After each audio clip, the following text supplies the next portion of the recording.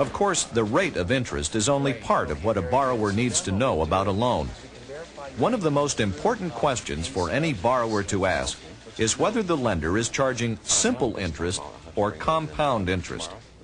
That one factor can make a big difference in the amount of interest the borrower will eventually pay. Simple interest is paid only on the principal, on the amount borrowed or invested. But compound interest is paid not only on the principal, but also on any accumulated interest. For instance, say a customer borrows $1,000 from this bank. At 10% simple interest per year, the customer would owe $100 in interest at the end of the year. But at 10% compound interest, the customer would owe about $104 in interest. Of course, that's not such a tremendous difference, but then this is a pretty small loan.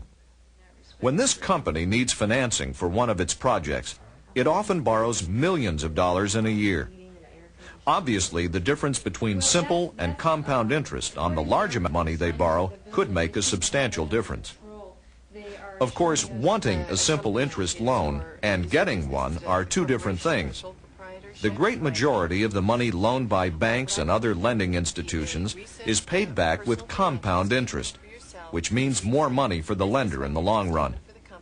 Still, for the enterprising business or individual who's willing to shop around a little, there's often a simple interest loan available somewhere.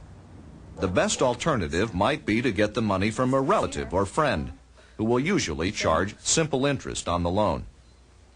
The basic formula for determining simple interest is I equals PRT. In this formula, I represents the amount of interest that's owed at the end of the borrowing period. P represents the principal, the initial amount that's borrowed. R stands for the rate of interest, which is usually expressed as a percent per year.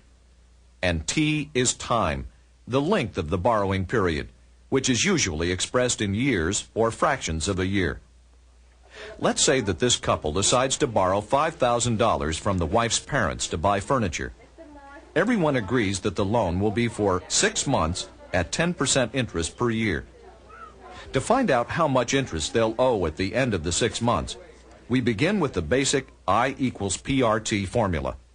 In this case, the principal is $5,000.